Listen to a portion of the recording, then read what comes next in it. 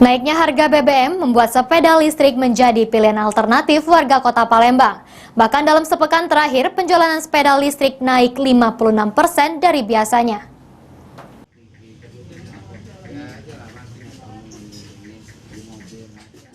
Kenaikan harga BBM ternyata membawa berkah bagi para pedagang sepeda listrik.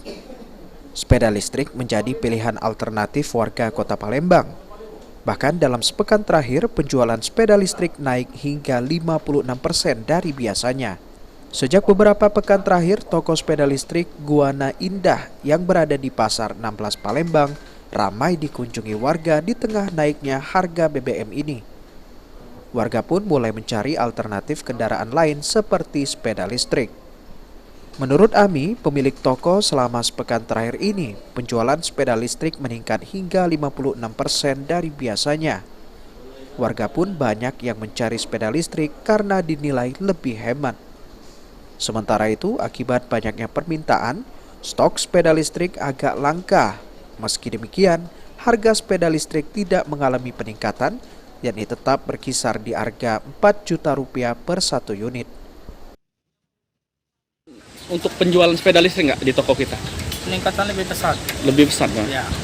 Berapa persen pesannya Pak? Kurang lebih 56%. 56%. Dalam per hari berapa kali? Berapa sepeda yang terjual? Berapa Kurang unit? lebih 10. 10 ya dalam sehari. Untuk harganya sendiri berapa kau di kisarannya? Sekitar dari 4 juta sampai 5 juta. 4 juta ke 5 juta. Ini pembelinya sendiri mayoritas orang tua, anak kecil atau gimana? Dari anak-anak sampai dewasa. Semua beli kan? Rata uang Palembang apa banyak uang dusun juga yang beli? Dusun Palembang ada. Ada Palembang. Mungkin himbauan untuk ke depan bagi masyarakat yang ingin beli sepeda nih? Ya lebih enak pakai baterai cas. Cas. Pakai BBM. Ini untuk kalau dicas sehari bisa pakai berapa kilometer kok sepeda? 40 km. 40 km. Ngecasnya berapa lama kok? Itu kurang lebih 6 jam. 6 jam, 40 km makanya. Oke, Bro. Kendalanya untuk sepeda listrik bisa lari hujan gimana ini kok? Sekarang belum ada kendala. Belum ada kendala. Hari hujan tetap bisa makanya. Ya.